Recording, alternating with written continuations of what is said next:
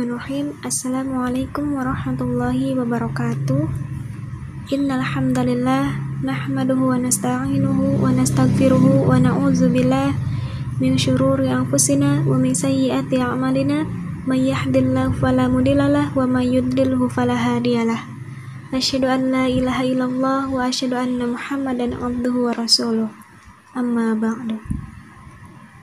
Kepada yang terhormat Al-Mukarram Dr. Yadi Fahmi SI MPDI selaku dosen pengampu mata kuliah Metodologi Studi Islam, dan yang saya cintai teman-teman seperjuangan sekalian.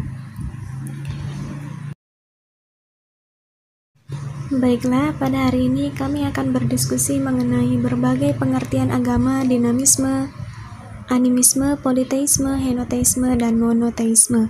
Dengan pembawa acaranya saya sendiri, Neni Mulyaningsih, dan dengan rekan-rekan saya yaitu Azmi Aziza Azhari, Vina Novitasari. Baiklah, untuk pemateri yang pertama yaitu Neni Mulyaningsih. Pengertian agama. Pengertian agama menurut bahasa dan istilah. Menurut Haji Endang Saifuddin Ansari dan Faisal Ismail, ketiganya mempunyai kesamaan, hanya saja berbeda asal bahasanya, yakni agama dari bahasa Sanskerta, religi dari Eropa atau Inggris, sedangkan ad-din dari bahasa Arab menurut Sidi Ghazalbah. Ketiganya mempunyai perbedaan, yakni agama serta religi erat kaitannya dengan Tuhan, sedangkan ad-din hanya sebatas hubungan manusia dengan manusia lainnya. Sedangkan agama menurut istilah, menurut Abul A'la Al-Maududi menyatakan bahwa agama mempunyai 4 pengertian sebagai berikut. Penyerahan diri terhadap sang kuasa, penghambaan seseorang yang lemah terhadap yang lebih kuat, peraturan yang wajib dipatuhi, perhitungan pembalasan dari perbuatan manusia. Menurut Budiman, agama mempunyai 2 dimensi yang meliputi kepercayaan, percaya kepada yang gaib, serta adanya hari akhir. Merupakan suatu yang mempengaruhi hidup manusia, sehingga agama ini identik kaitannya dengan budaya. Setiap agama pastilah mempunyai maksud-maksud tertentu agar penganutnya menjadi lebih terarah. Walaupun sebenarnya banyak sekali agama yang tersebar saat ini masih menjadi kontroversi. Selain itu, agama juga bisa menjadi sumber konflik karena penyangkut kepercayaan yang dipilih sehingga timbul perasaan agama kita menjadi yang paling baik. Berikut adalah sejarah pemikiran manusia tentang Tuhan. Yang pertama yaitu pemikiran Barat. Konsep ketuhanan menurut pemikiran manusia adalah konsep yang didasarkan atas hasil pemikiran baik melalui pengalaman lahiriah maupun batiniah, baik yang bersifat pemikiran rasional maupun pengalaman batin. Dalam literatur sejarah agama dikenal dengan teori evolusionisme, yaitu teori yang menyatakan adanya proses dari kepercayaan yang amat sederhana lama-kelamaan meningkat menjadi sempurna. Teori tersebut bermula-mula dikemukakan oleh Max Muller, kemudian disusul oleh Ebb Taylor, Robertson Smith, Lubbock, dan Jevons. Proses perkembangan pemikiran tentang Tuhan. Menurut evolusionisme adalah sebagai berikut: dinamisme, animisme, politeisme, henoteisme, dan monoteisme. Pengertian dinamisme.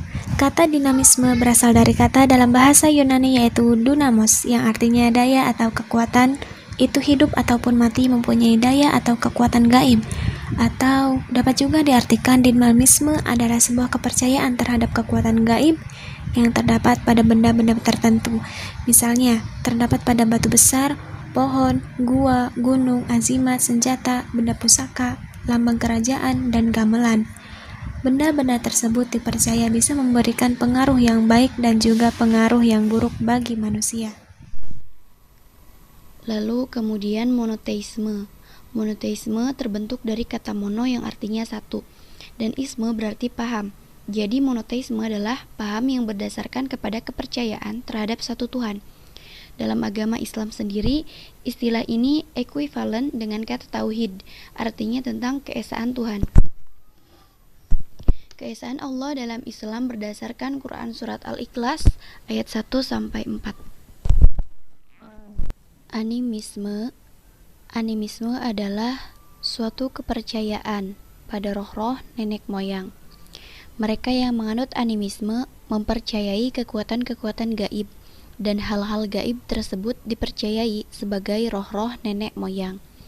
Di Indonesia, terutama di bagian timur Indonesia, masih banyak yang menganut animisme, seperti ketika mereka mengadakan upacara-upacara adat, mereka sering mengundang roh-roh nenek moyang dengan melakukan berbagai ritual dan beberapa sesaji agar roh-roh nenek moyang mereka hadir dan ikut serta dalam upacara adat tersebut.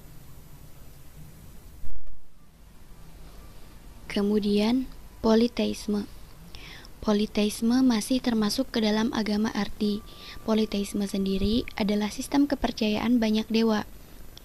Kalau roh-roh dalam animisme tidak diketahui tugas-tugasnya yang sebenarnya. Sementara dalam politeisme, dewa-dewa telah mempunyai tugas tertentu. Demikianlah seperti ada dewa yang bertugas menyinari bumi, memelihara alam, menciptakan alam, merusak alam, penurun hujan, dan lain sebagainya. Dalam kepercayaan politeisme pun dikenal sistem kasta sesuai dengan dewa yang mereka sembah. Dewa-dewa yang lebih besar akan lebih dihormati dan dipuja, sedangkan dewa-dewa lain ditinggalkan. Paham demikian telah keluar dari politeisme dan meningkat kepada henoteisme. Henoteisme adalah suatu pemahaman bahwa hanya ada satu dewa yang berkuasa di dalam dunia, tanpa memungkiri akan keberadaan dewa-dewa lain dalam kaitannya dengan ibadah atau penyembahan. Henoteisme dilihat sebagai suatu ibadah yang secara temporal dilakukan terhadap suatu dewa yang dianggap berkuasa. Henoteisme juga dipahami sebuah tahap keagamaan yang berada di antara politeisme ke monoteisme. Bismillahirrahmanirrahim.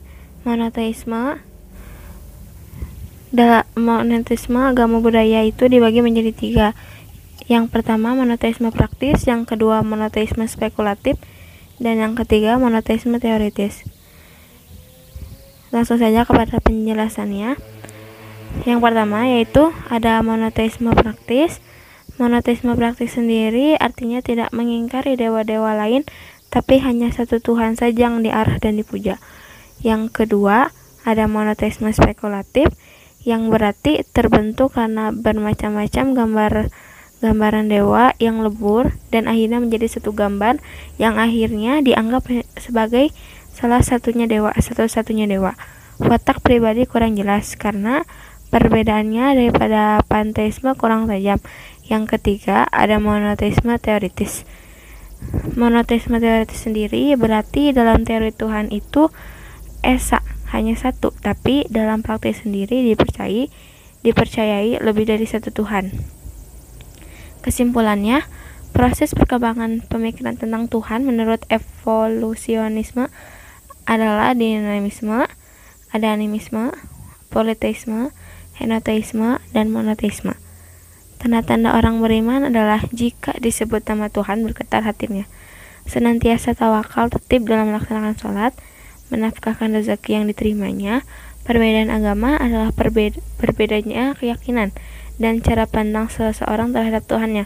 Namun, setiap agama yang ada harus saling toleransi dan menghargai satu sama lain, serta tetap menjaga kerukunan antar umat beragama. Langsung saja kepada sarannya. Saran bagi tokoh masyarakat, tetaplah saling menjaga kerukunan antar umat beragama dalam masyarakat dengan memberikan contoh dan menjalin hubungan baik antar tokoh masyarakat walaupun berbeda agama. Apabila hal ini sudah terjadi dengan baik, maka masyarakat pun akan mengikuti teladan para tokoh masyarakat yang saling hidup rukun di tengah-tengah perbedaan. Memang, hal ini perlu partisipasi dari semua lapisan masyarakat untuk bisa menghargai dan memaknai indahnya perbedaan. Yang kedua, saran bagi tokoh agama untuk para pemuka agama agar memberikan pengertian kepada jamaahnya atau jamaatnya untuk menjaga hubungan baik dengan orang yang berbeda keyakinan. Dengan begitu, para pemeluk agama bisa mendalami ajaran agamanya masing-masing tanpa harus menjelek-jelekan agama lain. Mungkin cukup sekian dari saya. Kurang lebihnya mohon maaf. Wallahu a'lam bishawab.